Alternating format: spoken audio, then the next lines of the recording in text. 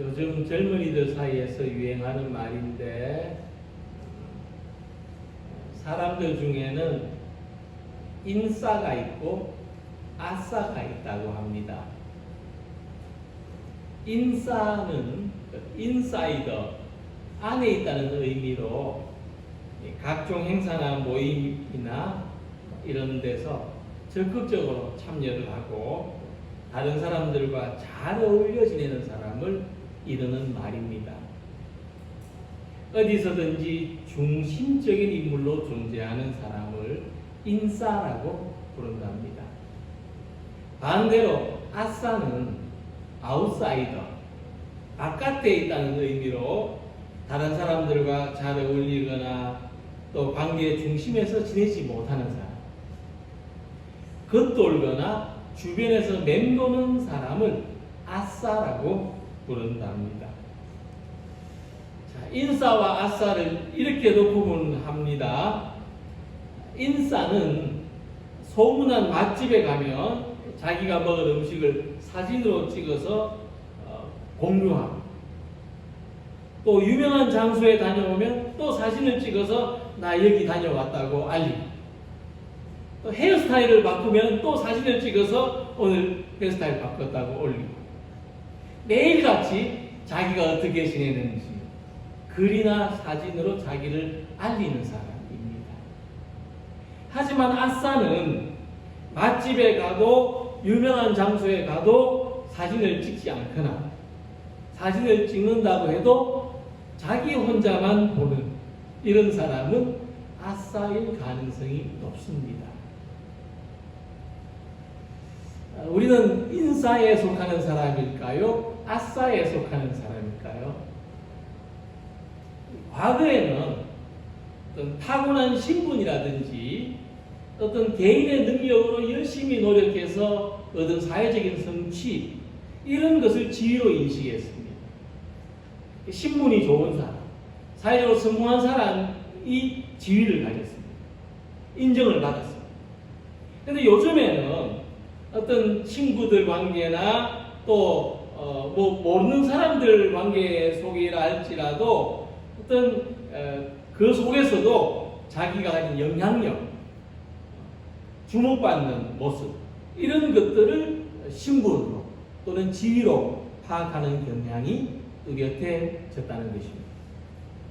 그러니까 모든 사람에게는 인싸가 되고 싶은, 어디서나 인정을 받고 중심적인 인물이 되고 싶은 욕구가 있습니다. 하지만 요즘 사회적인 분위기를 보면은 사람의 본질을 보고, 사람의 인격이나 성품을 보고 있는 그대로 모습으로 받아들이는 것이 아니라 겉으로 드러난 모습만으로 교류를 합니다. 그래서 보이기 위해서 살아갑니다. 또 그렇게 소통을 하기 때문에 사회적인 관계에서는 좀 중심적인 인물이 될지는 몰라도 실제 삶에서는 외롭거나 공허하게 지내는 사람들의 수가 점점 더 늘어나고 있다는 겁니다. 그래서 이 사람들과 맺는 사회적인 관계에서도 겉으로 드러나는 모습이 아니라 실제의 삶에 있어서도 좋은 영향력을 끼치며 살아가는 것이 더 소중한 것입니다. 복음서에서 예수님 가까이 있던 사람들을 보면 그들 대부분이 아싸였습니다. 사회적으로 중심인물이 아니라 주변인으로 취급받는 사람들이었다는 겁니다. 그래서 보면은 어부나 세리나 일용직과 같이 크게 주목받지 못하는 신분의 사람들이었고, 또 여성이나 병자들, 또 노인 어린이 같이 관계를 형성하거나 접촉이 금기시되는 또는 사회적으로 소수들인 사람들이었습니다. 근데 복음서에 나타난 이들의 모습을 보면은 이 세상에서도 주변인으로 나타나고 예수님과의 만남에서도 겉돌고 있던 사람들로 나타나는데, 어느 한순간에 예수님을 증언하는 중심적인 인물로 드러나는 모습을 발견할 수가 있습니다. 그러니까 아싸였던 사람이, 주변인이었던 사람이 어느 한순간에 중심인이 되는 겁니다. 바로 그 시점이 언제냐 하면은 이 사람들이 예수님을 만났을 때, 이 사람들이 예수님을 주님으로 믿었을 때입니다. 그럴 때 이 사람들은 중심 인물로 자리 잡고 있습니다. 그들은 예수님의 증인이 되었습니다. 예수님의 증인으로 사람들의 중심에 서서 살아갑니다. 오늘 우리 가운데도 예수님을 믿고 예수님을 주님으로 영접하는 사람들은 이 세상의 중심에 서서 예수님의 증인으로 살아가는 줄 믿습니다. 오늘 이 자리에 계신 여러분들도 예수님을 믿고 세상의 한가운데서 예수님을 증언하는 중심적인 인물로 살아가게 되었음을 믿으시기 바랍니다. 그 대표적인 사람이 오늘 함께 읽은 말씀에 등장하는 사마리아 여인입니다. 과거 이 사마리아는 북이스라엘의 수도였는데 이 북이스라엘이 주전 722년에 멸망했습니다. 그 이후로 제국이 바뀔 때마다 거의 4번, 5번 식민지 통치를 받았습니다. 그 사마리아는 유대나라의 정치 종교적인 중심지 예루살렘과 오랫동안 단절되어 있었습니다. 특히 사마리아는 유대의 다른 도시들 중에서도 헬라 문화에 가장 많이 동화된 곳입니다. 정통성을 많이 잃은 도시입니다. 인종적으로도 혼혈인들이 아주 많았습니다. 약 700년 넘게 식민지로 지냈으니까 그동안에 얼마나 그랬겠습니까? 그런데도 유대 지역의 사람들은 사마리아인들의 아픔을 자기들의 아픔으로 생각하지 않았습니다.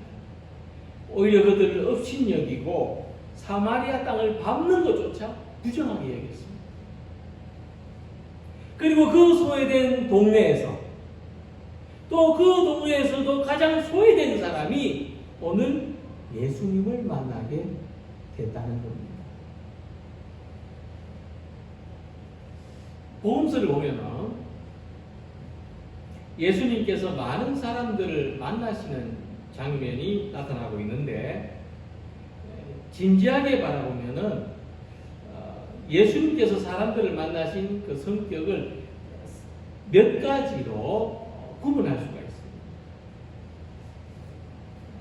첫째는 기적만이 중심이 되는 만남입니다. 복음 전파가 없이 나병 환자, 중풍병자, 또 아픈 사람을 단순히 고쳐주신 만남. 그 사람들은 그저 나은 것에 만족하고 예수님과 더 이상의 관계가 발전되지 않았던 그런 만남이 있습니다. 두 번째 만남은 기적으로 믿음을 가지게 된 만남이 있습니다. 소경 바디메오와 같이 예수님을 만나서 기적을 경험하고 그때부터 예수님을 따르는 사람, 예수님을 믿고 예수님을 따르는 사람이 되는 만남입니다. 그리고 세 번째로는 기적이 없이 믿음을 가지게 된 만남이 있습니다. 특히 예수님이 제자들을 부르실 때에 그들은 나를 따라오라는 이 예수님 말씀을 듣고 예수님을 즉시 따르는 믿음을 가졌습니다. 오늘 이 가운데서도 본문의 사마리아 여인이 예수님을 만난 이 사건은 기적이 없이 예수님을 만난 내용입니다. 이 만남이 우리에게 보여주는 것은 기적이 없어도 예수님을 구주로 믿는 것이 가능하다는 그 믿음의 본질을 나타내는 점에서 상당히 주목할 만한 내용입니다. 이 사마리아 여인이 예수님을 만나게 되는 직접적인 동기는 목마름 때문입니다. 그것은 영적인 목마름입니다. 본문에는 이 사마리아 여인의 목마름이 나타나고 있습니다. 이 본문의 사마리아 여인은 아주 그 역사 깊은 야곱의 우물에서 물을 깃고 있습니다. 이 우물은 야곱 시대 때부터 있었다고 전해지는 그런 우물입니다. 그리고 아주 오랫동안 마르지 않은, 과거로부터 지금까지도 마르지 않았으니까 이 우물은 앞으로도 마르지 않을 그런 우물입니다. 그런데도 얘는 예수님께 목마르지 않는 물을 달라고 합니다. 목마를 때마다 이 우물에 가서 물 길어 먹으면 되지요. 그런데 그 여인은 예수님한테, 주님, 내게 목마르지 않은 물을 주십시오. 자, 이것을 보면서 이 사마리아 여인이 진정으로 목말라 한 것은 무엇이었는가? 이 사마리아 여인의 삶에서 진정으로 갈급한 게 무엇이었는가? 그것을 생각해 볼 수가 있습니다. 이 야곱의 우물은 이 모든 사람들이 필요로 하는 것을 공급해 주는 셈이라고 할 수 있습니다. 그러니까 그들은 두레박에서 물을 길어가지만 어떤 사람은 뭐 물질을 필요로 하고, 어떤 사람은 명예를 필요로 하고, 어떤 사람은 지위를 필요로 하고, 어떤 사람은 인정을 필요로 하고, 어떤 사람은 즐거움을 필요로 하고, 그럴 때마다 여기서 가져갑니다. 그런데도 목말라요. 그런데도 채워지지 않습니다. 그래서 이 육신의 목마름을 채워줄 우물은 아주 오래전에 야곱의 시대 때부터 있었지만 영적인 목마름을 채워주지는 못했다. 진정한 영혼의 갈증을 해결해 주지는 못했다는 것입니다. 이와 같이 우리가 세상에서 기르다 먹는 물도 우리 영혼의 갈증을 채워주지는 못합니다. 자, 그런데 요한복음 7장 38절 아래에 이와 같은 말씀이 있습니다. 나를 믿는 자는 성경의 이름과 같이 그 배에서 생수의 강이 흘러나리라 하시니, 이는 그를 믿는 자에 받을 성령을 가리켜 말씀하신 것이다. 예수님이 우리에게 생수를 주시는데 이 생수는 성령을 말하는 것입니다. 그러니까 사마리아 여인이 예수님을 만나는 장면에서 예수님을 주님으로 믿는 믿음이 이 기적을 동반하지 않아도 예수님을 주님으로 믿는 믿음이 가능하다는 것을 알려주는데, 이 말씀이 왜 중요한가 하면은 우리는 기적을 기대하느라고 진정한 믿음의 기회를 놓칠 수 있기 때문입니다. 예수님을 믿으면 우리가 성령의 내주하심으로 영원히 목마르지 않는 삶을 살 수 있는데, 성령이 내주하시면 자기 안에서 생수가 쏟아나는 것을 경험하는데, 이것은 기적의 전혀 다른 차원인데, 우리 내면의 변화가 없이 이 겉으로 나타나는 현상만으로 나타나는 기적이 아니라, 그래서 우리 내면이 새로워지는 기적이라는 것입니다.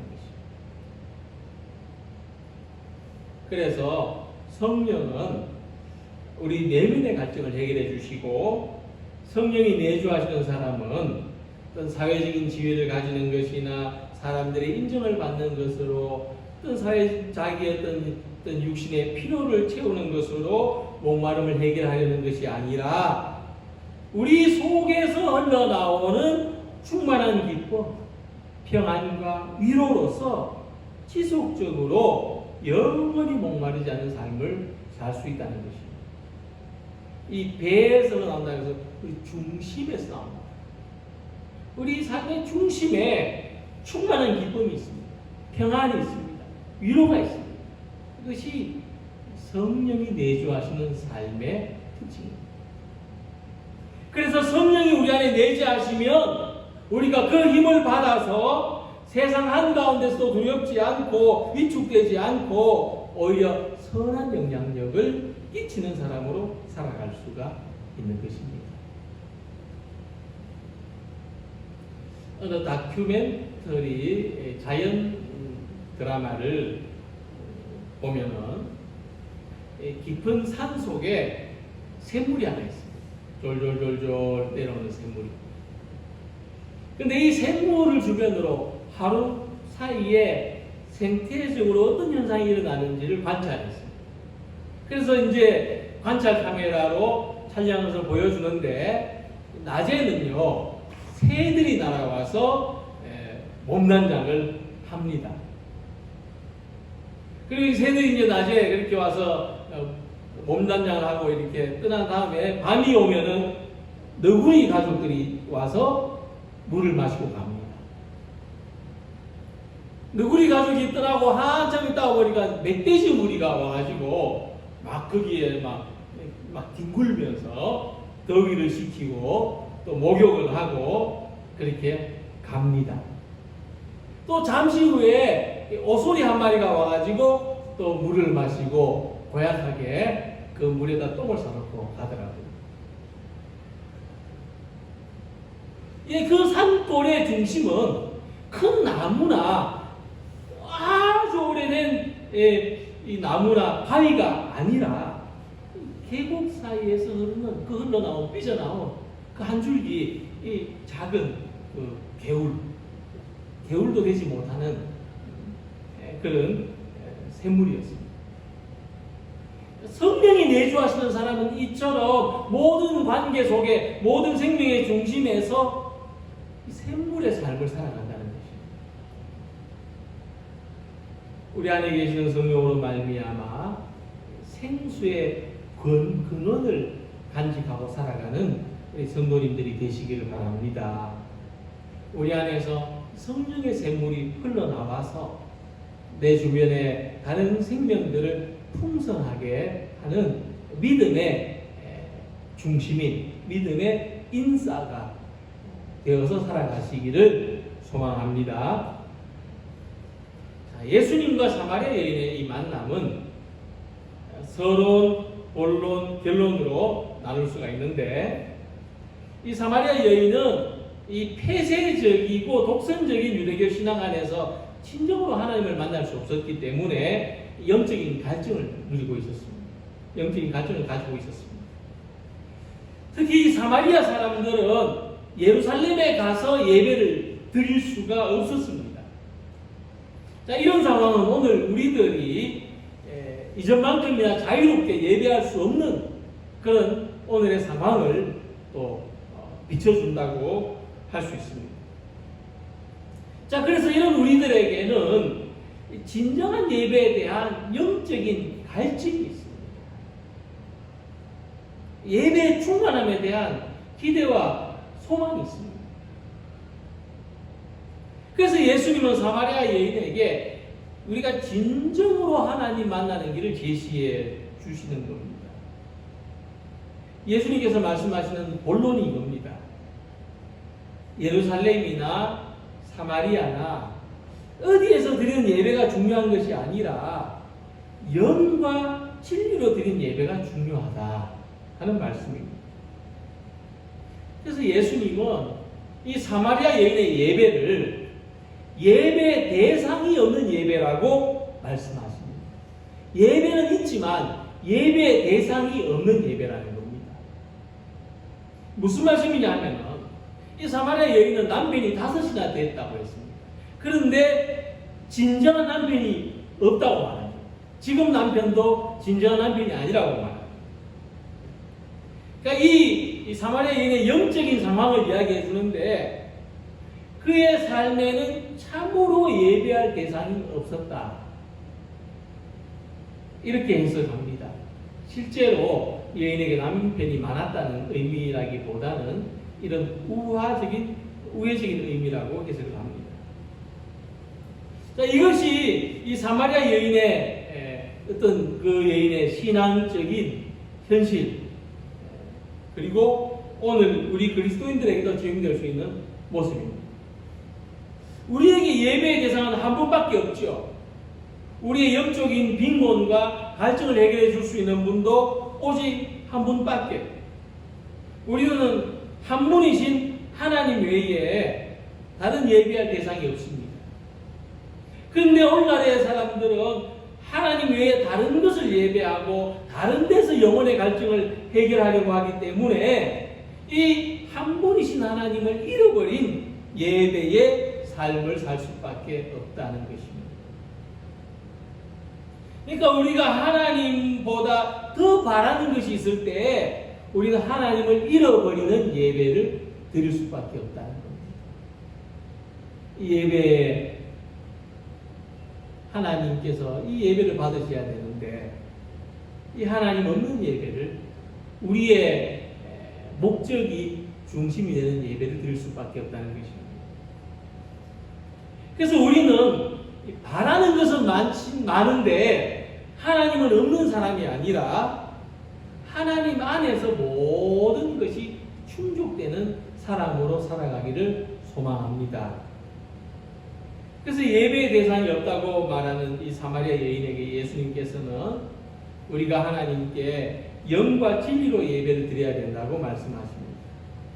하나님은 영이시니 예배하는 자가 영과 진리로 예배할지니라. 영은 뭐냐면 믿음의 정신입니다. 우리의 믿음은 영으로 지켜지고 유지됩니다. 우리 하나님께 예배 드릴 때에 성령의 감동에 인도되어서 예배 드려야 된다 하는 것입니다. 우리가 성령 안에서 예배를 드려야 된다. 하나님의 성령 안에서 모든 시간, 모든 환경이 예배가 되게 해야 된다 하는 말씀입니다. 그리고 두 번째 진리는 하나님의 속성을 말합니다. 우리는 하나님이 진리라는 것을 믿습니다. 그리고 그 믿음으로 하나님을 예배하는 것입니다. 우리가 하나님을 예배할 때는 하나님 외에 내 삶에 다른 진리가 없다는 것을 인정하는 것입니다. 또 나의 세상에서의 나의 지위나 나의 삶도, 나의 소유도, 나의 관계도 하나님 외에는 내 인생에 다른 진리가 없다는 사실을 인정하고 고백하는 것이 이 예배입니다. 그래서 우리가 오늘 다 내려놓고 이 자리에 와 있는 것입니다. 그래서 예수님은 우리가 오늘 이곳에서도 모든 사람들이 선망하는 예루살렘에서 예배를 드릴 수 있다고 말씀하십니다. 또한 영과 진리로 예배를 드릴 때 우리는 그리심산이나 예루살렘에서 예배를 넘어서 하나님 나라에서 예배를 드릴 수 있다고 말씀하십니다. 예배에서 가장 중요한 것은 예배의 환경이 아니라 예배 대상입니다.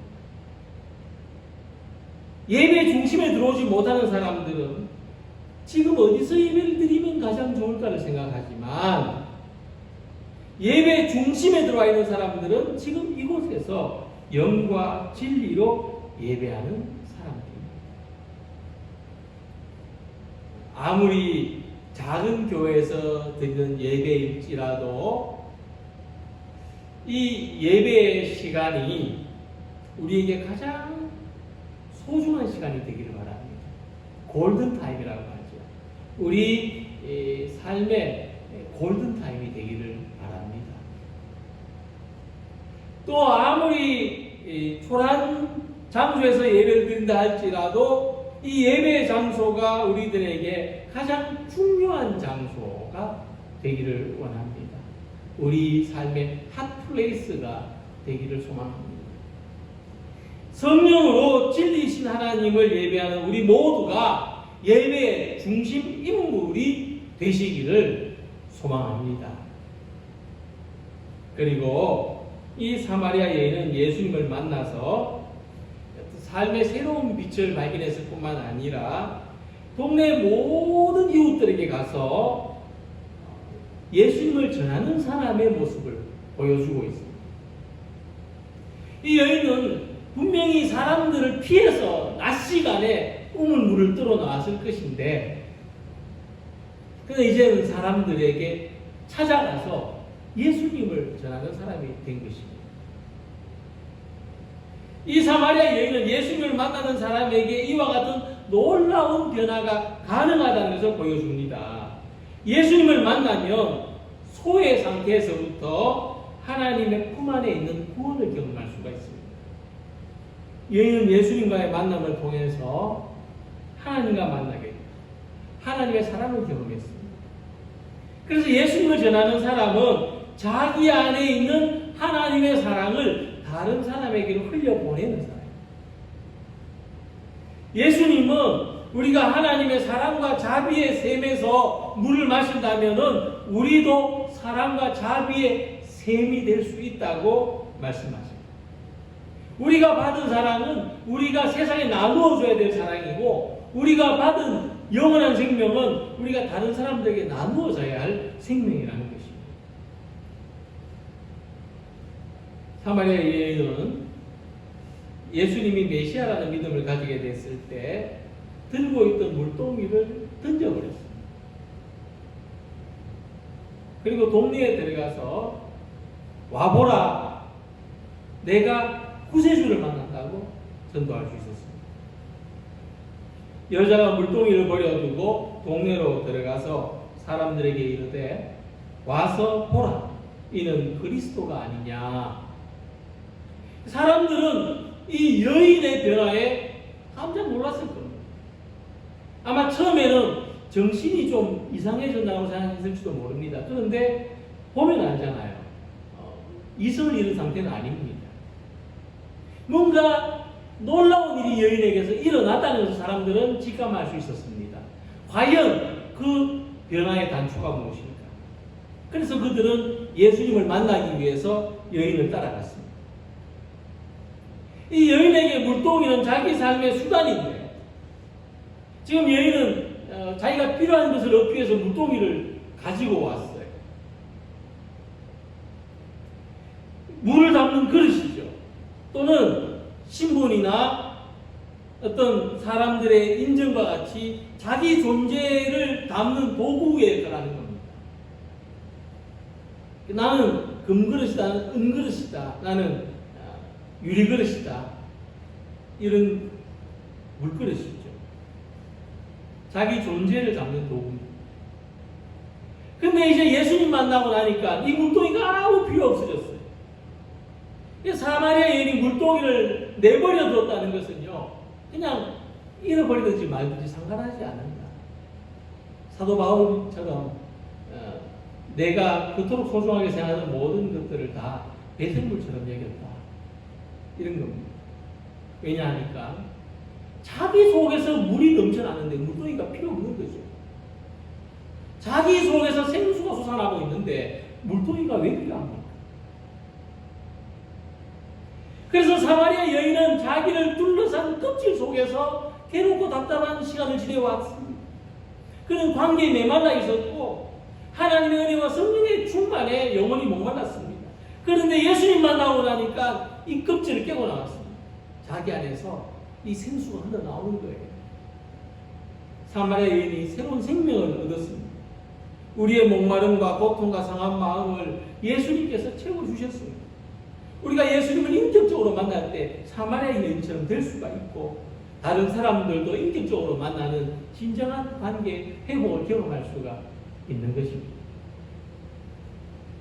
이 놀랍게도요, 이 사마리아 여인은 사마리아에서 첫 전도자입니다. 우리가 사도행전 보면은 성령이 너희에게 임하시면 너희가 권능을 받고 예루살렘과 온 유대와 사마리아와 땅끝까지 증인이 되리라 말씀하셨는데, 이미 사마리아에 이 여인이 예수님을 전하는 첫 전도자로서 사역을 감당하고 있었다는 겁니다. 근데 이 사마리아 여인을 우리가 겉으로 사람들이 일반적으로 평가하는 이 겉으로 바라보면 전도할 만한 자격이 없어 보이죠. 이 여인은 뭐 예수님으로부터 인정받은 제자가 아니었고, 또 모범되고 훌륭한 삶을 살아온 것도 아니고, 또 사회적인 배경이나 가진 것이 많은 것도 아니고, 사마리아 사람들 가운데서도 가장 소외된 그런 미미한 존재인데, 예수님 만나. 예수님을 만나서 삶이 변하고 삶이 변화되고 나니까 사마리아의 첫 전도자가 된 것입니다. 그리고 자기 변화를 경험한 사람이 다른 사람들을 예수님께로 인도하게 된 것이죠. 이 여인은 제자들처럼 하나님의 일을 위해서 따로 교육을 받거나 훈련을 받은 일도 없었지만, 그 속에 믿음이 일깨워졌을 때 그 감격을 누릴 수 없었고 예수님을 전하게 되십니다. 우리가 그릇에 담긴 물을 다른 그릇으로 옮기려면 이 물그릇이 아래로 좀 기울어져야 되죠. 그래야 다른 데로 물이 흘러갈 수 있습니다. 이처럼 다른 사람에 향해서 우리 마음이 조금 기울어져야 됩니다. 그럴 때 우리 안에 하나님의 사랑이 흘러갈 수가 있습니다. 사마리아 여인은 다른 어떤 조건보다도 자기 안에 있는 이 믿음이, 예수님 만난 기쁨과 감격이 다른 사람에 향해 좀 기울어져 있다는 거예요. 야, 오늘 정말 메시아를 만났구나. 난 너무 행운이야. 이러고 돌아간 것이 아니라 이 기쁨을, 이 감격을 다른 사람들도 전해줘야 되겠다. 마음이 기울어져 있었어요. 오늘 우리들에게도 이런 마음이 있으면 좋겠습니다. 이웃에게로, 세상에게로 약간 기울어진 마음. 그리스도 안에 있는 새로운 생명이 우리들을 통해서 다른 사람에게로 흘러갈 수 있도록 마음이 기울어져 있는 사람이 오늘 이 시대의 중심적인 인물이 되어야 하고, 그렇게 살아갈 수가 있습니다. 그렇게 사랑을 나누어 주는 그런 중심적인 인물. 내가 인싸, 주목받고 싶어서가 아니라 그냥 내 마음이 사람들에게로, 세상에게로 기울어져 있기 때문에 자연히 그곳에 생명의 역사가 일어나고 그것에 도움받는 사람이 생기고 그것의 중심이 되는 그런 삶을 살아가는 우리 모두가 되시기를 주님의 이름으로 기원합니다. 기도드리겠습니다.